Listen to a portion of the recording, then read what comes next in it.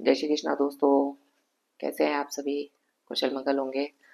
थोड़ा लेट हो गया वीडियो बनाने में और वीडियो डालने में, क्योंकि महिलाओं के जीव पे बहुत ज़्यादा मुसीबत होती है। कुछ काम ऐसे निकल आए जिससे वीडियो नहीं बन पाया। आज जैसा कि आप जानते हैं कि अंतर्राष्ट्रीय महिला दिवस है, एक दिन का महिला दिवस, जिस पे लाखों लोगों की बधाइयाँ, लाखों लोग बाग नारी के ऊपर बहुत ज़्यादा, मतलब यूँ क्या कहना चाहिए, कई जगह तो सम्मानित करते हैं, कई जगह अवार्ड देते हैं, कई जगह ताजपोशी करते हैं, और वापस घर आते ही वो ताजपोशी एक सेकंड में उतर जाती है, कोई पता नहीं चलता। आज का वीडियो कुछ ज़्यादा लंबा नहीं बनेंगे दोस्तों। चलिए, नारी पर कुछ पंक्तियाँ लिखी हुई हैं। पूरे जगत का एक विश्वास हो, पूरे जगत का एक विश्वास हो, टूटी हुई उम्मीदों की एकमात्र आस हो, टूटी हुई उम्मीदों की एकमात्र आस हो। पूरे जगत का एक विश्वास हो, टूटी हुई उम्मीदों की एकमात्र आस हो। मतलब वो पूरे जगत का एक विश्वास होता है। माँ, स्त्री में सब तरह के रूप होते हैं। माँ, भाई, बहन, पिता, सब तरह की छवि उस माँ में दिखती है। एक औरत कई तरह के किरदार निभाती है। टूटी हुई उम्मीदों की एकमात्र आस हो। जब कोई भी रिश्ते में निराश हो जाता है इंसान, तो वो अपने घर में जो भी महिला होगी उसके पास जाएगा। बच्चा होगा तो गोदी में सर रख के सोएगा, बेटी होएगी तो गले लग के रोएगी, भाभी होगी तो आके दौड़ के आपसे गले मिल के रोएगी, देरानी जेठानी सास वगैरह जो भी होते हैं दोस्तों, वो सब उस महिला के पास आते हैं और अपना दुख दर्द बांटते हैं। इसलिए ये पंक्तियां हैं। पूरे जगत का एक विश्वास हो, पूरे जगत का एक विश्वास हो, टूटी हुई उम्मीदों की एकमात्र आस हो, टूटी हुई उम्मीदों की एकमात्र आस हो। चलिए अगली पंक्तियां सुनते हैं। तुम ही प्रेम हो, तुम ही आस्था हो, तुम ही प्रेम हो, तुम ही आस्था हो, हर जन का तुम ही आधार हो। मतलब एक स्त्री में प्रेम भी है और आस्था भी है। एक प्रेम के रूप में बहन है, भाभी है, पत्नी है, प्रेमिका है, और आस्था के रूप में माँ है, भाभी है, कलाई पे बांधने वाली बहन है, राखी। तो ये आस्था का रूप है। प्रेम के रूप में पत्नी और प्रेमिका आती है, और बाकी के रूप में आस्था में सभी तरह के किरदार निभाने वाली महिला होती है।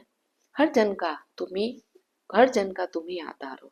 मतलब हर जन का, छोटे से लेके घर में बड़े तक का। अगर घर में बच्चों को माँ ना दिखे तो बच्चे कहते हैं माँ कहाँ है।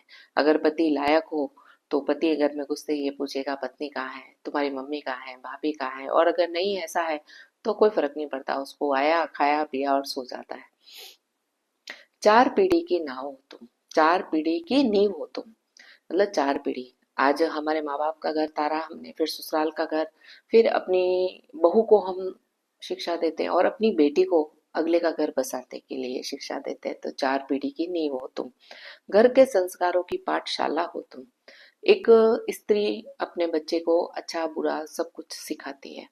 ये अलग बात है कि अगर उसकी किस्मत अच्छी होती है तो बच्चे अच्छे निकल जाते हैं, अगर किस्मत अच्छी नहीं होती है तो भाग्य में लिखा होता है, उस दोष को हम नहीं मिटा सकते।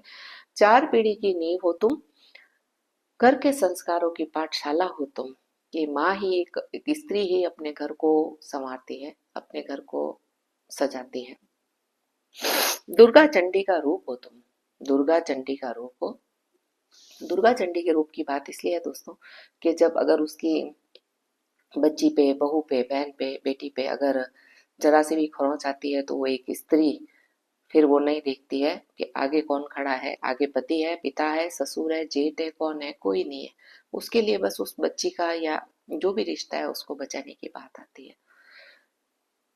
मातृत्व की असीम धार हो तुम। मतलब माँ के रूप में एक असीम धारा होती है एक स्त्री।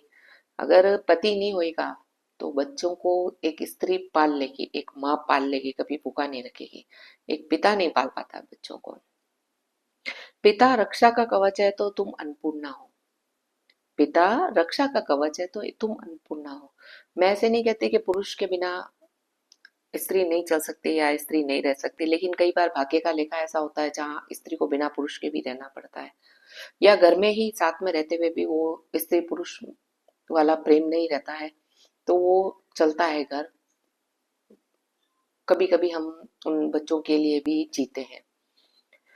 पिता रक्षा का कवच है, अन्नपूर्णा हो तुम। पिता पालन पार है तो घर का निखार हो तुम। पिता पालनहार है तो घर का निका पिता मतलब पति या जो भी पुरुष